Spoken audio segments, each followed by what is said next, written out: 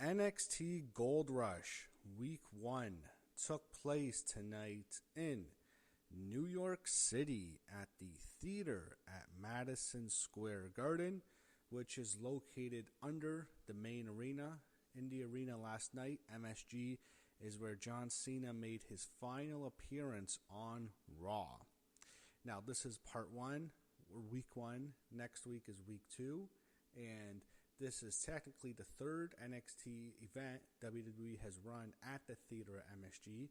And the first one was Roadblock, NXT Roadblock, which I still think is the best NXT show all year, and that includes all the PLEs. Just a fantastic show. And this was a decent show, but nowhere near the level of Roadblock. And the roster there was just so much better than it is now.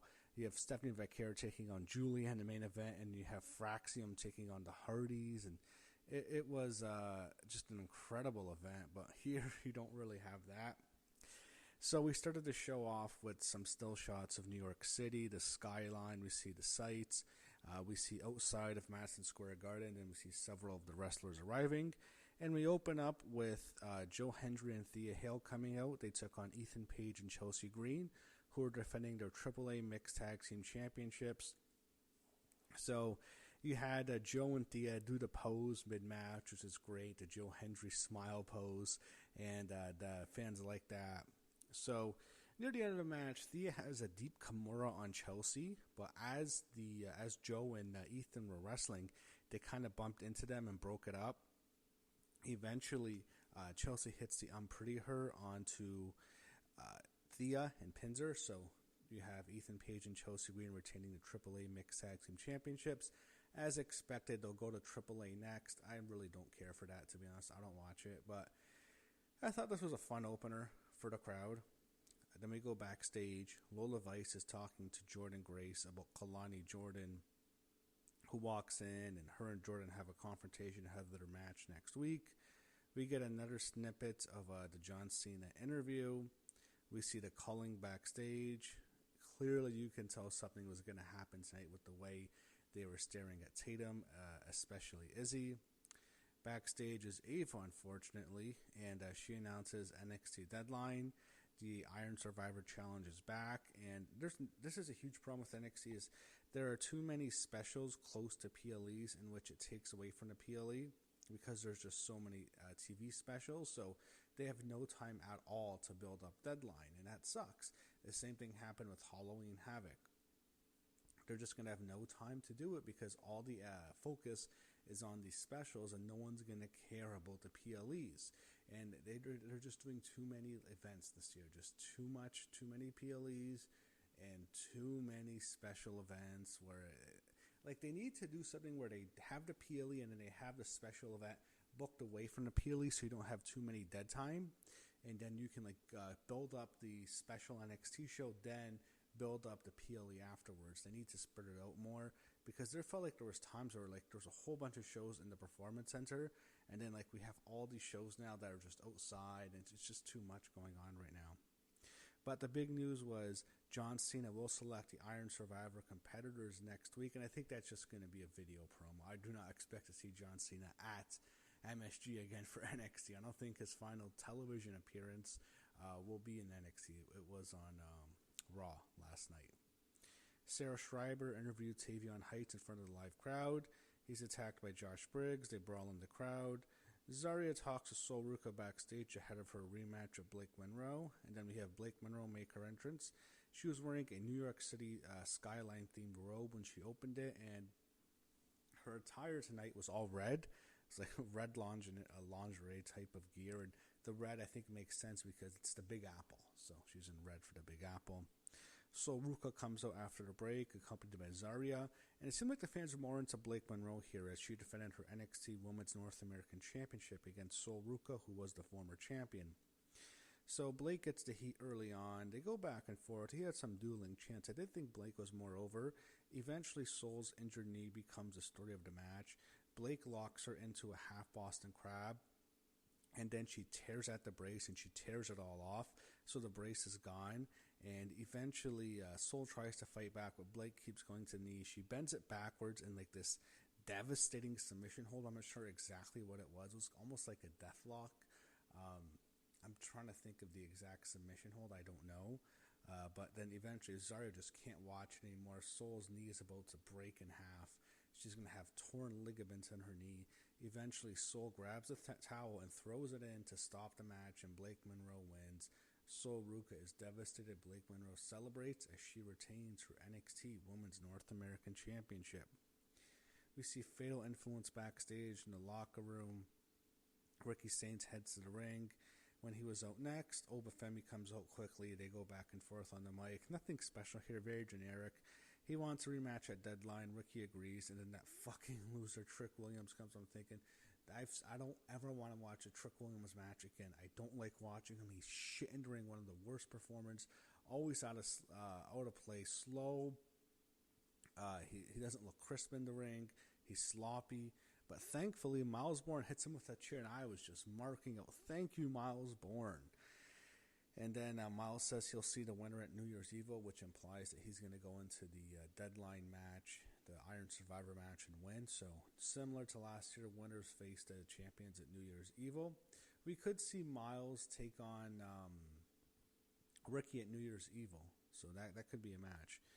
So backstage, Ava's yelling at Miles after he attacked Trick. She puts him in a match against Trick next week.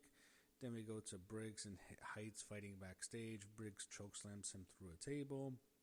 We had NXT Tag Team Championship on the line. Dark State against Javon Evans and Leon Slater. Dark State wins. I don't give a shit. Fuck Dark State.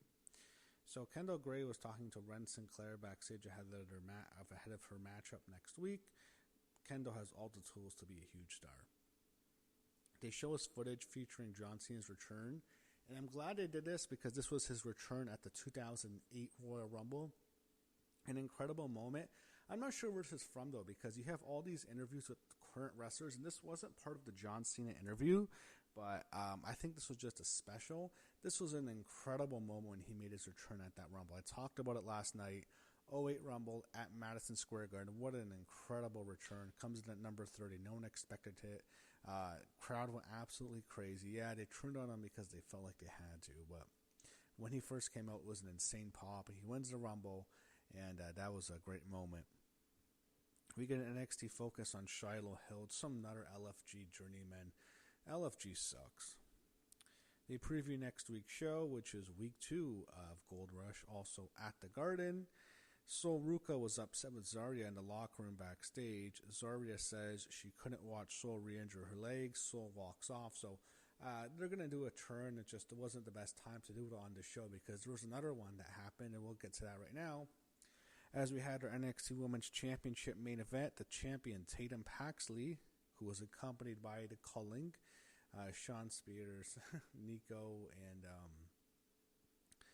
her former best friend, Izzy Dame, taking on JC Jane, who's accompanied with Fatal Influence, Fallon Henley, and Lainey Reed. Okay, what do I have to say here? She's champion again. So Tatum picks out of the rolling encore, and then here's the turn. It happens. So the ref's distracted with JC.